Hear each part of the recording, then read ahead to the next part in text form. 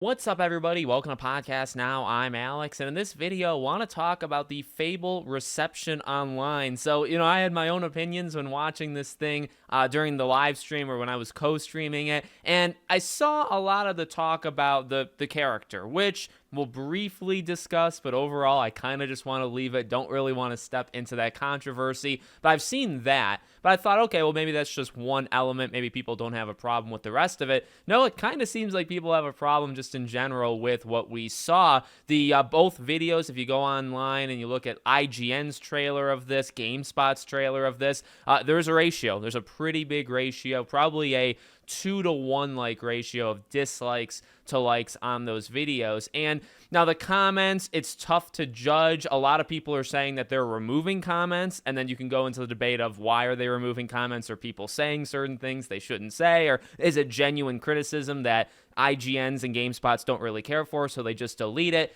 There's all that kind of talk. But one thing I did notice, even from the comments that are still there, is basically just a hope that this game can recapture Fable 1 and 2. That's kind of the biggest thing that from the comments that are still available to read that I have seen. And I get that. I actually totally get that. I think if you watch this trailer, keeping that in mind. So I played the original Fable games. I really like them. I don't hate 3 as much as I think everybody else. But with that being said, it's been a very, very long time since I played those games. I do want to go back and play them once we get closer, which this game is still probably 2.5 years away. Once we get closer to it, then I'll replay the 3 Fable games. But I do think that's a fair point. I think Fable 3 did a lot to kind of crush people's optimism with the franchise. And so, when you have this newer one coming out, different team. Now, I think Playground Games is incredibly talented. I think visually, this thing was incredible, which we'll talk about as this video goes on. I think just the visual fidelity is off the charts, so much so that people thought that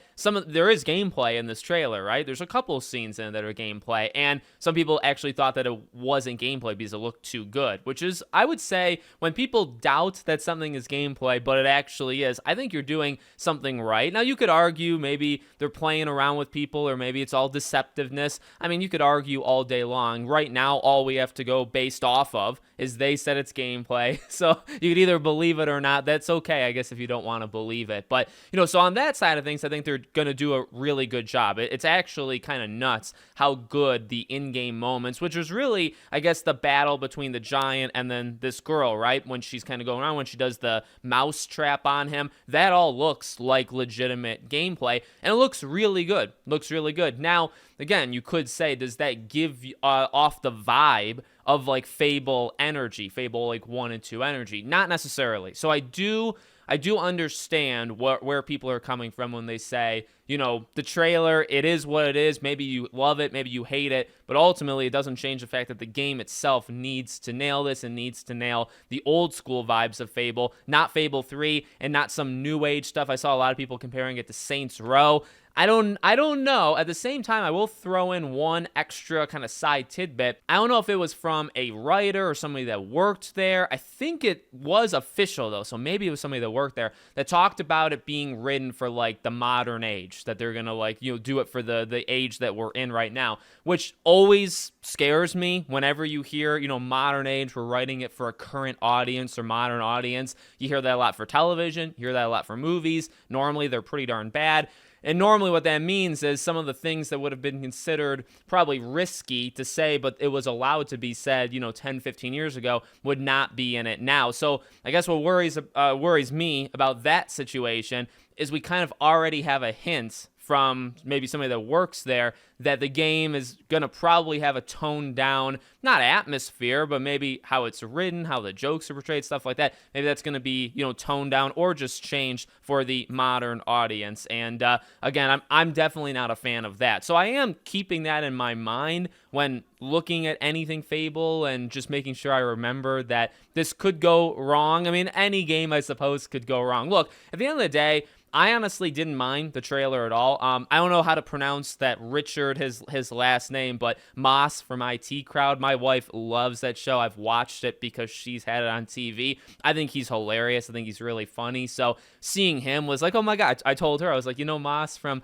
IT Crowd, he was in the trailer. So, I mean, that was neat. And I thought, I don't know if it was necessarily funny, but it was creative, and I like seeing him. And then again, the gameplay sections of it I thought looked really, really good as well. So I guess the visuals stood out, but it hasn't really shown that it's Fable, I think, yet. That's another thing that people were saying, again, in the comments that are there, is that, you had a teaser trailer years ago, and then you come back years later, and I mean, it is a trailer. I don't know if you would consider a teaser trailer, but some people are, and saying, well, you gave us a teaser trailer years ago, you come back, you give us a monologue, and then you do another teaser trailer. I think there is, again, some truth in that. There absolutely is. Now, again, I think they gave you way more here to kind of set the scope of well, maybe not the scope, at least the visual look of the game, maybe a little bit of the comedy, definitely some of the gameplay, maybe like on rails kind of segment, because that chase thing where you're getting punched into the wall and all that stuff, that seemed almost like a linear kind of section of the game, right?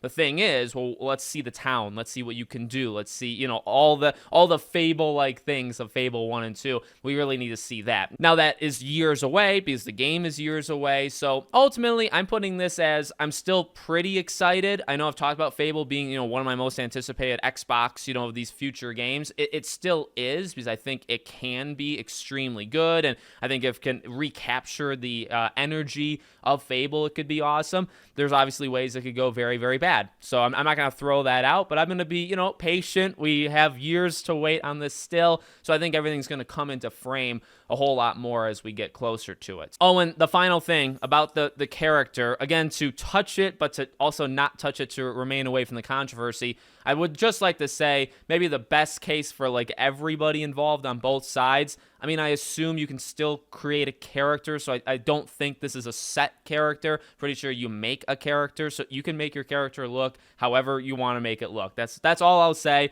I do have other opinions, but I'm going to leave them to myself. Let me know what you guys think in the comments. Make sure you're subscribed, bell icon turned on, and I hope to see you all on the next one.